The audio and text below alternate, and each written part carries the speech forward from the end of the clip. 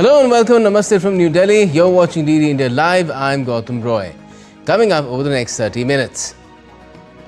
India's External Affairs Minister Dr. S. Jaishankar calls for constructive and cooperative approaches to promote trade, to combat barriers and other obstructions at the virtual meeting of the BRICS leaders. India and Israel sign a bilateral investment agreement in New Delhi with an aim to strengthen economic ties and pave the way for a free trade deal. And at least 19 Gen Z protesters killed in Nepal, parliament stormed, curfew imposed in parts of Kathmandu after government bans all unregistered social media including X, YouTube, WhatsApp, Facebook and Instagram.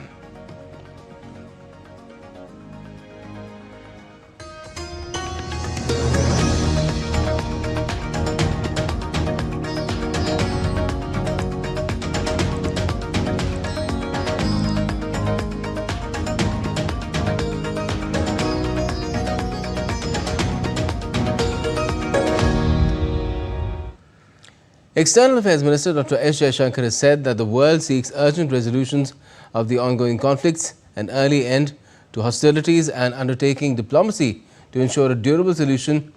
That is the obvious pathway before us. He was addressing the BRICS virtual summit. Now, on the trade issue, Dr. Jaishankar said the world requires constructive approach to increase and promote trade. The world today also seeks an urgent resolution of ongoing conflicts. The global south has experienced a deterioration in its food, energy and fertilizer security. Where shipping is targeted, not just trade, but livelihoods also suffer. A selective protection cannot be a global answer. An early end to the hostilities and undertaking diplomacy to ensure a durable solution is the obvious pathway before us.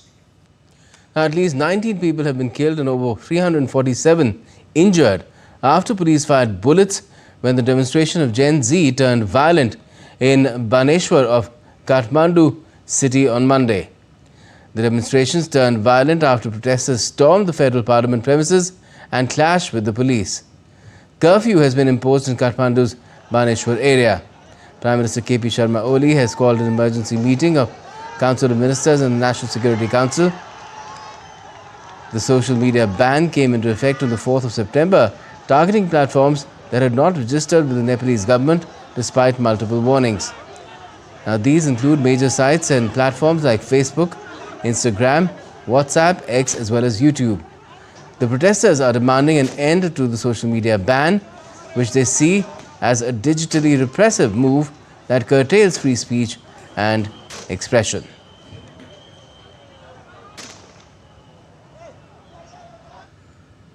Palestinian gunmen opened fire at a bus stop in Israeli-annexed East Jerusalem on Monday, killing 6 people and wounding several others. Israeli Emergency Service Megan David Adom said that 7 of the injured were in a serious condition. The police said 2 gunmen have also been killed. The Israeli army said troops were searching the area for suspects as well as encircling several areas on the outskirts of Ramallah in the Israeli-occupied West Bank in response to the attack. French President Emmanuel Macron strongly condemned the terrorist attack, which Germany's Foreign Minister Johann Wadephul described as cowardly. Palestinian militant group Hamas, which has been at war with Israel in the Gaza Strip for nearly 2 years, praised the attack, saying it was carried out by 2 Palestinian militants. Meanwhile, Israel's Prime Minister Benjamin Netanyahu visited the site of the shooting and also held a situation assessment. He vowed to catch everyone who helped the attackers. India and Israel have signed a landmark bilateral investment agreement in New Delhi on Monday. Now, this would help promote investments between the two countries. From the Indian side, Finance Minister Nirmala Sitharaman signed a deal, while her Israeli counterpart Bezalel Smotrich led the economic delegation to seal cooperation agreement. During his 3-day visit, Smotrich is also expected to meet with senior government officials alongside business representatives and representatives of the Jewish community in the country. Political uncertainty prevails in France again as Prime Minister François Bayrou is facing a confidence vote in Parliament. Pressure has grown on French President Emmanuel Macron as the sixth Prime Minister under his regime may be forced to exit over his austerity budget, which foresees almost $52 billion of cost savings to reduce France's debt pile. 9 months after becoming Prime Minister, Prasar Bharati may be ousted. A majority of 577 MPs is required to keep him in office. The vote will force Macron to either appoint a seventh Prime Minister or call snap elections in a bid to have a more accommodating parliament. Ahead of the confidence vote, Bayrou delivered his general policy statement during the parliamentary extraordinary session at the National Assembly in Paris. Defending his budget, the French PM called the excessive debt pile as urgent matter and added that survival is at stake. All these questions are now submitted into one question on which everything depends. The vital question, an urgent matter, where our very survival is at stake, upon which our state, our independence, our public services and our social model all depends. It is the question of controlling our spending, the question of our indebtedness. I am asking the National Assembly for your support. The Kremlin has said on Monday that no sanctions would ever force Russia to change course in the Ukraine conflict, hours after the United States and the European Union indicated they were considering additional economic restrictions. The West has imposed tens of thousands of sanctions on Russia over its 3.5-year-old conflict in Ukraine and its 2014 annexation of Crimea in a bid to hobble Russia's $2.2 trillion economy and undermine support for President Vladimir Putin. US President Donald Trump said on Sunday he is ready to move to a second phase of sanctioning Russia, the closest he has come to suggesting he will tighten sanctions against Moscow or those who buy its oil. EU Council President Antonio Costa said new European Union sanctions are being closely coordinated with the US. Meanwhile, European Union sanctions envoy David O'Sullivan is in Washington with a team of EU experts to discuss with their US counterparts possible further sanctions against Russia.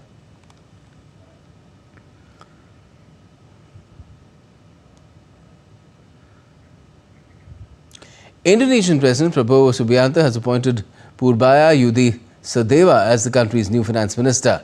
Sadeva is an economist who previously served as the chief commissioner of the Indonesia Deposit Insurance Corporation. In the deadly anti-government protests that swept across the country, protesters rallied over low wages and unemployment rate as well as perks to lawmakers.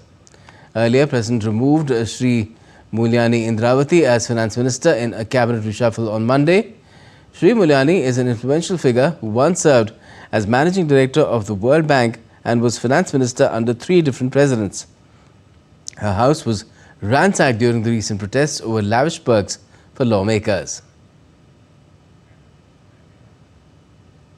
Now in the Asia Pacific, former Foreign Minister Toshimitsu Motegi has become the first ruling party lawmaker to throw his hat into the ring to succeed outgoing Japanese Prime Minister Shigeru Ishiba on Monday, as financial markets whipsawed on the political uncertainty. Ishiba called time on his brief tenure on Sunday, saying he was taking responsibility for bruising elections that saw his ruling coalition lose its majority in both houses of parliament amid voter anger over rising living costs. According to sources, Chief Cabinet Secretary Yoshimasa Hayashi also intends to run in the election. The frontrunners, however, are LDP veteran Takaichi and Shinjiro Koizumi, a political scion and son of former Prime Minister Junichiro Koizumi, who gained prominence as Ishiba's farm minister tasked with trying to rein in soaring rice prices. Ministers from the Five Eyes intelligence network, the US, Britain, Canada, Australia and New Zealand met in London on Monday to focus on tackling criminal smuggling gangs. The global migration crisis has become a key issue, with US President Donald Trump emphasizing stricter immigration controls and Britain facing mounting pressures over asylum claims and migrant arrivals. British Home Secretary Shabana Mahmood hosted the talks, joined by officials from US, Canada, Australia and New Zealand. In addition to people smuggling, the discussions also covered child sexual abuse online and combating the spread of synthetic opioids.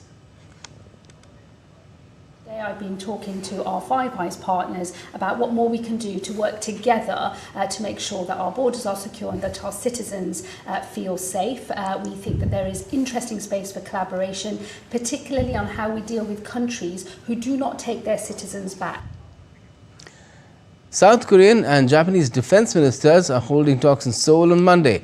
This is the first official visit by a Japanese defense minister to South Korea in a decade. Japanese Defense Minister General Nakatani is meeting South Korean counterpart An Gyu-bak on Monday afternoon. And during his two-day visit, Nakatani will also visit the Seoul National Cemetery and the Korean Navy Second Fleet. Last month, South Korean President Lee Jae-myung met with Japanese Prime Minister Shigeru Ishiba in Tokyo, where they agreed on forming closer security and economic ties. African leaders are seeking to offer a global model for tackling climate change through green investments following the US withdrawal from the Paris Agreement.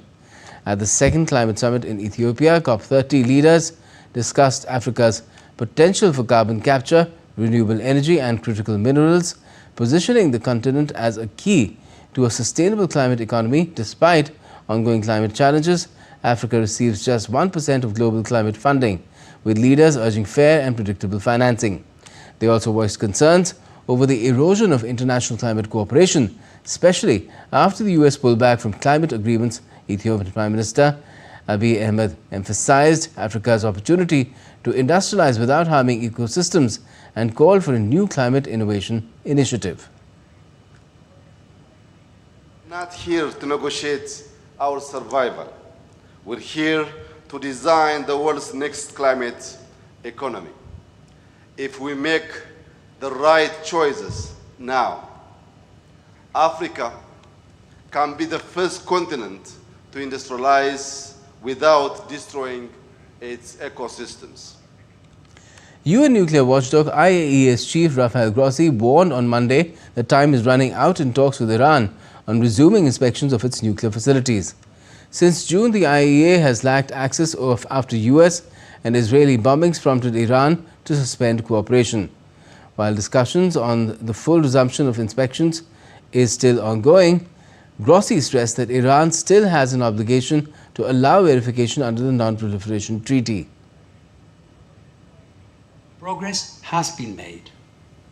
It is my sincere hope that within the next few days it will be possible to come to a successful conclusion of these discussions in order to facilitate the resumption, the full resumption of our indispensable work with Iran. And Iran Foreign Ministry spokesperson also said that the talks between Iran and the International Atomic Energy Agency had been positive. The Iranian delegation, composed of the Director General for International Peace and Security at the Foreign Ministry, along with the representative of Iran's Atomic Energy Organization, participated in this negotiation. The most recent round was held on Friday and Saturday. We have not yet reached a final conclusion, but the negotiation process has been positive. Let's now quickly take you through some more international updates. In London, many commuters turned to bicycles on Monday morning as a strike shut down the city's underground train network. The dispute has arisen over pay scales, shift management and a proposed reduction in the working week.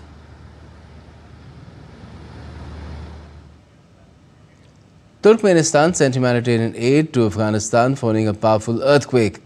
The aid was primarily intended for children and residents of the most affected areas. The cargo aircraft carried around 30 tons of relief supplies departing on Monday.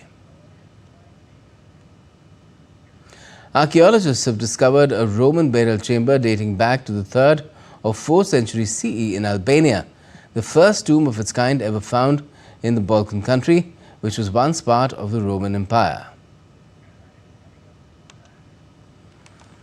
And still to come in this edition of DD India Live. Prime Minister Narendra Modi is set to visit flood-affected states of Punjab and Himachal Pradesh on Tuesday. And the Indian women's hockey team has qualified for the Super 4 stage of the Women's Asia Cup in China.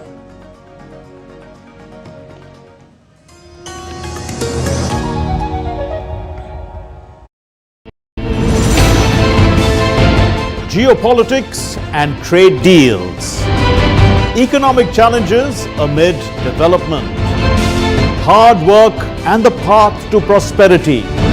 It's the economy always. Between walkers, money is what money does and says. Supply creates its own demand. Between the bulls pulls and bears tears. When supply chains globalization and India rises to the podium. We'll get you centered with the economic brief at 8 p.m. every Thursday on DD India.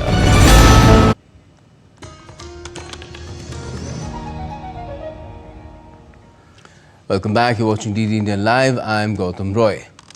Prime Minister Narendra Modi will visit Himachal Pradesh and Punjab tomorrow, that is on Tuesday, to review the flood-related situation in both those states. He'll undertake an aerial survey of the flood and landslide hit areas in Himachal Pradesh. He will also meet officials and chair a high-level review meeting on the situation in Kangra in Himachal Pradesh. The PM will also meet flood-affected persons and NDRF, SDRF and Abda Mitra teams in Kangra. Then the PM will conduct an aerial survey of the flood-affected areas in Punjab in the afternoon. In Gurdaspur, the Prime Minister will hold discussions with senior officials and chair a review meeting on the ground situation. He will also interact with flood-affected persons as well as NDRF, SDRF and Abda Mitra teams there. The Prime Minister's direct review is aimed at closely monitoring relief and rehabilitation efforts to support the people of the two states during these difficult times. Now, President Draupadi Murmu addressed the Platinum Jubilee celebrations of Engineering Export Promotion Council in New Delhi on Monday. The President released a commemorative stamp marking 70 years of the EEPC. Addressing the event, she stressed that India's engineering exports have increased from $17 billion to more than $115 billion. EEPC acts as a bridge between the international market and Indian producers. Innovation economies विश्व के सबसे अधिक competitive और prosperous economies Bharat में उपलब्ध प्रतिभा और ऊर्जा यानी टैलेंट और एनर्जी को एनाबलिंग इकोसिस्टम प्रदान करके भारत को एक लीडिंग इनोवेशन इकोनॉमी बनाने का संकल्प आप सबको लेना चाहिए। विकसित भारत के निर्माण के संकल्प को पूरा करने की दिशा में और तेज गति के साथ अपना योगदान दीजिए। Union Minister for Commerce and Industry Piyush Goyal also attended the Platinum Jubilee celebrations of the EEPC. Addressing the event, the minister reiterated the call for vocal for local, urging citizens, businesses and industry to promote the use of domestic products. हर व्यक्ति जो आज आयात के ऊपर निर्भर है वो अपनी सप्लाई चेन देखेगा, क्या चीजें उसमें ऐसी हैं जो भारत में मिल सकती हैं, क्यों ना मैं स्वदेशी चीज इस्तेमाल करूं ज्यादा से ज्यादा, क्यों ना मैं कोशिश करूं कि कोई ना कोई मेरे भाई बहन जो स्वदेशी सामान बनाने में या सेवा देने में जुटे हुए उनकी आमदनी बढ़े, उनको और मौके मिले. And highlighting the recent challenges faced due to export controls and restrictions, the minister emphasized the need for self-reliance as crucial for national progress, economic security and inclusive growth. हाल में ही हमने देखा कोई भी देश कभी भी किसी ना किसी चीज में एक्सपोर्ट कंट्रोल लगाए या रिस्ट्रिक्ट करे या हमारे पास कोई आवश्यक वस्तु पहुंचने ना दे तो कितनी तकलीफ आ सकती है हमारे व्यापार को, हमारे उद्योग को. इसलिए आत्मनिर्भर भारत का जो कॉल टू एक्शन हम सब के सामने है उसे हम सब स्वीकार करें. Well, it's a star-studded red carpet at the 50th Toronto International Film Festival and fans are lining up outside theatres to catch a glimpse of their favourite stars. DD India's Manmohan Bhattacharya brings you the buzz from Toronto's Festival Street. Take a look. We are standing outside the Royal Alexandra Theatre. Red carpet arrivals have started happening here. And joining me is Pooja from India and Meena from Iran. Well, Pooja, tell us about your experience here this time around at the 50th TIFF. How does it feel to be here? it's like a festival here. I'm here to see many celebrities from India and from here, and movies like Gandhi series, The Cage, the monkey one, Anurag Kashyap's movie, things like that. So I'm looking forward to see many celebrities and enjoy the vibe of the city. You've been here in the previous years. Tell us about, what is it that you remember of those years? Yeah, so actually participating in the red carpets of the TIFF is so exciting and amazing for me. And every time I just actually wanted to be in the red carpet, see the, because I'm the fans of the actors and actresses. So I try to be here and be in the vibes of the, atmosphere here and then enjoy watching the movies and even the red carpets and everything. So in general, it's very exciting and it's a very nice experience. What I really like is the words "I like me." The name of the documentary is taken from that movie, and towards the end of the movie, he says "I like me" when he was abandoned at the train station by Steve Martin, who then reunited and took him home for Christmas dinner because he had lost his wife many years before, and he spent his life traveling with that case at the back.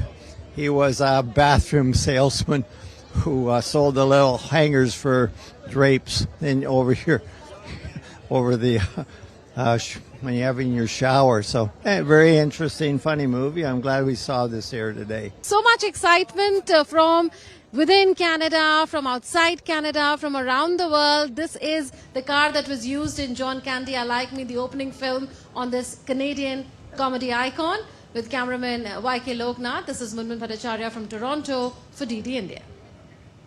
Some sports now. In Spain's Carlos Alcaraz overpowered Yannick Sinner in the final to clinch his second US Open in New York. It was his sixth Grand Slam crown overall. Alcaraz's win, that his title lifted him back to the top of the world rankings. A dejected Sinner was left to contemplate another Grand Slam final loss to Alcaraz this season after coming up short in the French Open epic battle in June. Take a look.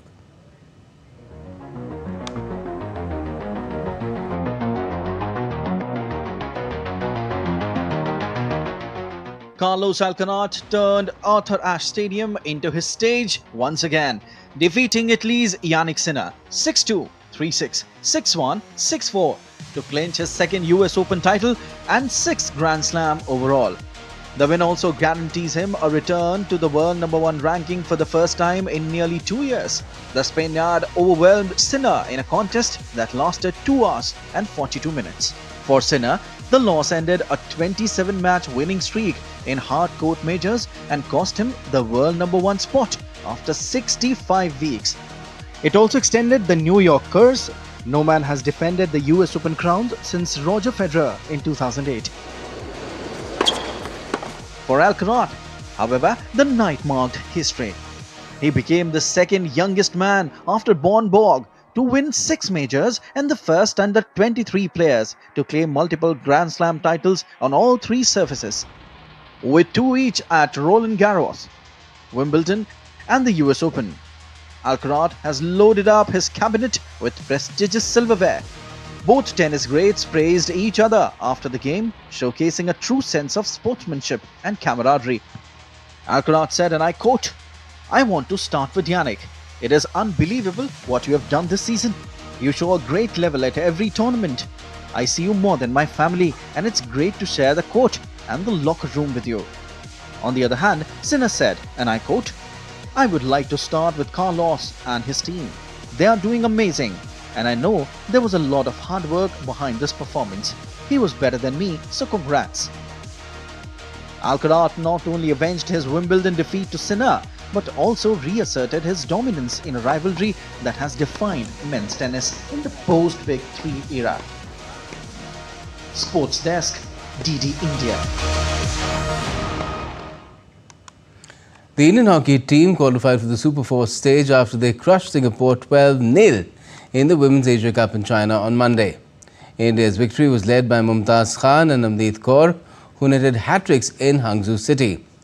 The massive win also puts India on the top of Pool B due to better goal difference over Japan. India dominated the proceedings from the beginning. They notched up 4 goals with Mumtaz opening the scoring. India added 3 goals in the second quarter and 4 in the third to seal off the thumping win.